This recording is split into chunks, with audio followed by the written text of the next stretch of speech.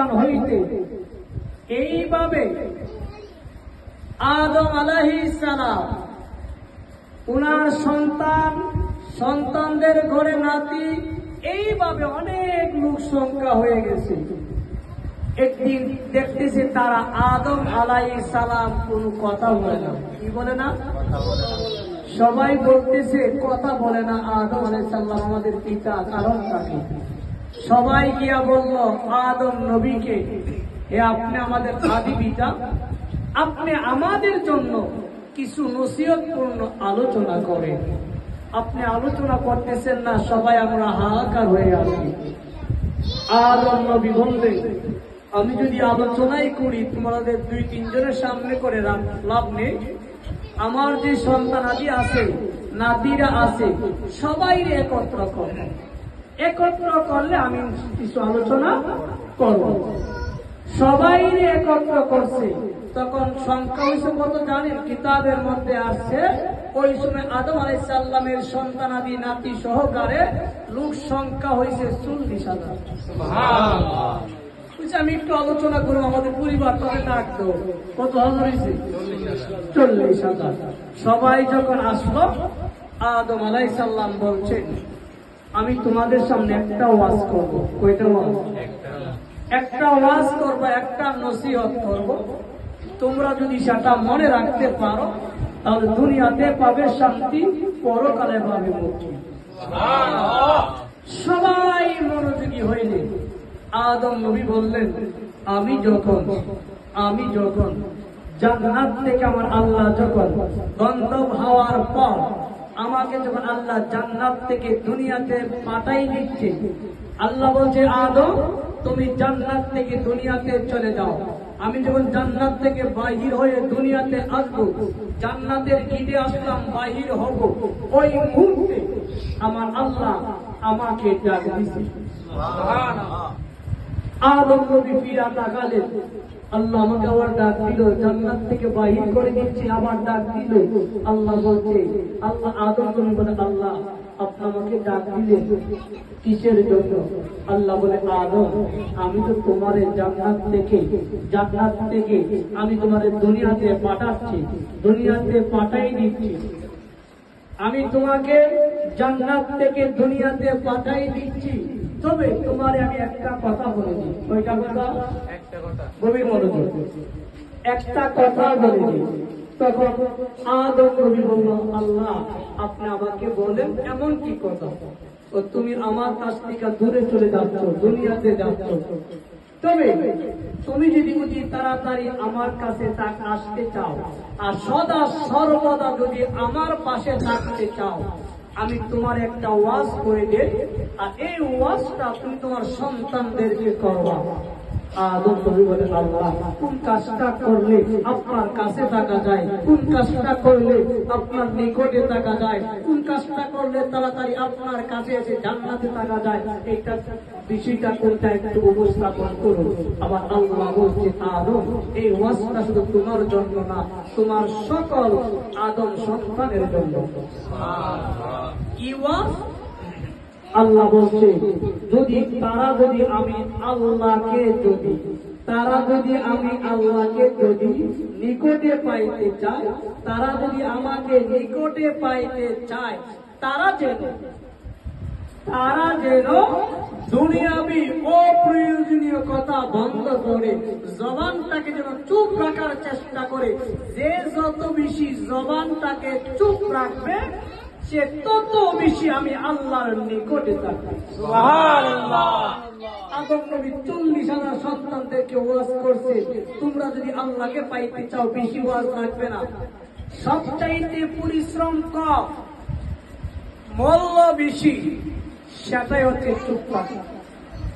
কোন কাজ করতে হবে না, মাওলার হককে অপ্রয়োজনীয় কথা বলবেন না। দেখুন পরিশ্রম আছে, পরিশ্রম নাই, সওয়াব কি বেশি, কিন্তু পরিশ্রম নাই। এই কাজটা করতে যে কষ্ট, পরিশ্রম কাজ করতে অত কষ্ট লাগে না। আদম নবী উনার সন্তান 40,000-দেরকে বলছে, তোমরা যদি আল্লাহর নিকটে যেতে চাও আল্লাহর নৈকট্য পেতে চাও, আল্লাহর নৈকট্য কাছাকাছি থাকতে চাও, তাহলে তোমরা কি করবে? অপ্রয়োজনীয় কথা তোমরা বন্ধ করে দেবো। এই জন্য আমি প্রায় সময় বলি যে যদি তাকে চুপ, তার ওই জগতে পাবে সুখ। যদি আমি আপনি চুপ থাকতে পারি মাওলার মধ্যে, চুপ থাকলে দুনিয়াতে কোনো সমস্যায় পড়বেন না। কথা বললে এই কথাটা এমনি বলছেন ওইমনি বলছেন, সমাজের মানুষ পেছে ভালাই বলবো। কথা বললে অনেক দোষ, কথা না বললে এক দোষ। সে কথা বলে চুপ থাকলে দুনিয়ার বেজাল থেকে মুক্ত থাকবে, পরকালের বেজাল থেকে আমার আল্লাহ আপনাকে মুক্ত রেখে শান্তির জায়গা দান করবো। দুনিয়াতে জবান করো বন্ধ, তাহলে পরকালে থাকবে না তোমার বন্ধ। দুনিয়াতে জবানটা বন্ধ করলে আর অন্যায় হবে না, গুনাহ হবে না, তো পরকালে আর আপনার মন্দ প্রকাশও পাবে। তাহলে পরকালে মন্দ থেকে বাঁচতে হলে এই দুনিয়ার মাঝে জবানটার কি করতে হবে? বন্ধ করতে হবে।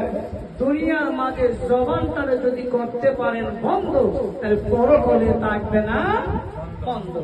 পরকালতে মন্দ বলতে গুনাহ থেকে বাঁচতে হলে আমরা যতই অন্যায় করি, অধিকাংশ অন্যায় হলো জবান দিয়ে, অধিকাংশ অন্যায় জবান দিয়ে। জবানটা বন্ধ করে দেখেন, গুনার রাস্তা অনেকটা কমে যাবে। আপনার হারাম পরামর্শ আইছে, এটাকে পরামর্শ দিতে হলে আপনার মুখ দিয়ে কথা বলতে হবে। কাউকে গালি দিতে হলে মুখ দিয়ে কথা বলতে হবে, জবান খুলতে হবে। মিথ্যা বলতে হলে জবান খুলতে হবে, গীবত করতে হলে জবান খুলতে হবে।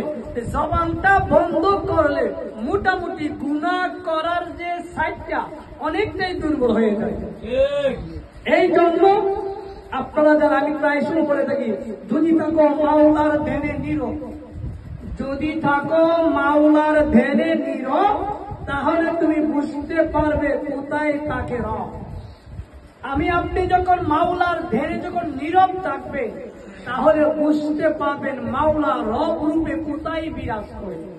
এই কথাটা আপনারা স্পষ্ট বুঝতে পারবেন। সুতরাং আপনারা যারা আছেন, আরেকটা কথা আছে, শয়তানকে তাড়ানোর যন্ত্র চুপ থাকা হলো মন্ত্র। শয়তানকে যখন আপনি চুপ থাকবেন, আপনার কুরিপুগুলো দুর্বল হয়ে যাবে। কি হয়ে যাবে? দুর্বল হয়ে যাবে। কথা না বললে, কারণ নফসের খাবার হচ্ছে অপ্রয়োজনীয় কথা। মানে খাবার যদি আপনি আমি যদি 2 দিন 3 দিন না খাই, শরীর অবস্থা কেমন হবে? দুর্বল হয়ে যাবে না? সুখী থাকবে? 1 সপ্তাহ না হলে একটা লোক 3 দিনের বেশি রাত দিন 2 দিন থাকতে পারবে। 3 দিন যদি থাকতে পারে আর চলতে পারে, তাহলে বুঝতে হবে লোকটা সাধারণ মাকাবেন না। 3 দিন অনাহার থাকার পর যদি স্বাভাবিক চলাচল করতে পারে, কথা বলতে পারে, তাহলে বুঝতে হবে লোকটা অসাধারণ, অন্য পর্যায়ে। কারণ লোকটা 48 ঘন্টা পর্যন্ত পারে সর্বোচ্চ, এরপরে পারবে না। তদ্রূপ কুরিপু আবার হচ্ছে অশ্লীল কথা, মিথ্যা, গীবত, অপ্রয়োজনীয় কথা বলে কুরিপু তাজা হয়। আপনি যখন জবানটা বন্ধ করবেন, অটোমেটিক এটা কি হয়ে যাবে? দুর্বল হয়ে যাবে। 1 দিন 2 দিন 3 দিন, এই জন্য 41 দিন করলে, জবানটা বন্ধ করলে অটোমেটিক নষ্ট।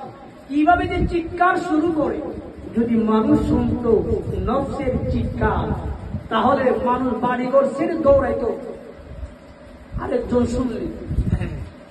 আমরা আজকে সংক্ষিপ্ত ক্লাসের মধ্যে এটাই বলবো, যার যার জীবনে যদি পারেন 3 দিন যদি পারেন অপ্রয়োজনীয় কথা বলবো না, চুপ থাকবো, এটাও যদি পারেন আলহামদুলিল্লাহ। আর তা যদি না পারেন, প্রয়োজনীয় কথা বললেন, সারাদিনে অপ্রয়োজনীয় কথা থেকে নিজেকে সেভে রাখার চেষ্টা করবেন। আশা করি আল্লাহ পাক এই জিনিসগুলো করলে নব যখন দুর্বল হবে, নব যখন সাইড হবে, আলুর সামনে যদি একটা বড় মোটা আকারের একটা কাপড় থাকে, আলু কি দেখা দেব? কাপড়টা আস্তে আস্তে সাইড হবে, আলুটা আস্তে আস্তে কি প্রকাশ হবে।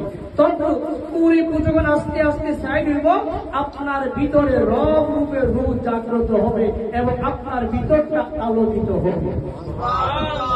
এই জন্য আমি আমার কিতাবের মধ্যে শেষ পৃষ্ঠার মধ্যে একটা কথা লিখেছি, তোমার ভিতরের কুরিপুর পাহাড়গুলো ভেঙে ফেলো, তোমার ভিতরের কুরিপুর পাহাড়গুলো ভেঙে ফেলো, দেখবে রহস্যের সূর্য উদয় হচ্ছে।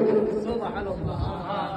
কুরিপুর পাহাড় ভেঙে ফেললে আল্লাহর কুদরতি রহস্য আপনার ভিতরে জাগ্রত হবে। বলুন সুবহানাল্লাহ। আল্লাহ আমাদের সবাইকে চুপ থাকার মাধ্যমে আমাদের সবাইকে সাধনা করা তৌফিক দান করে। সবাই বলুন আমিন।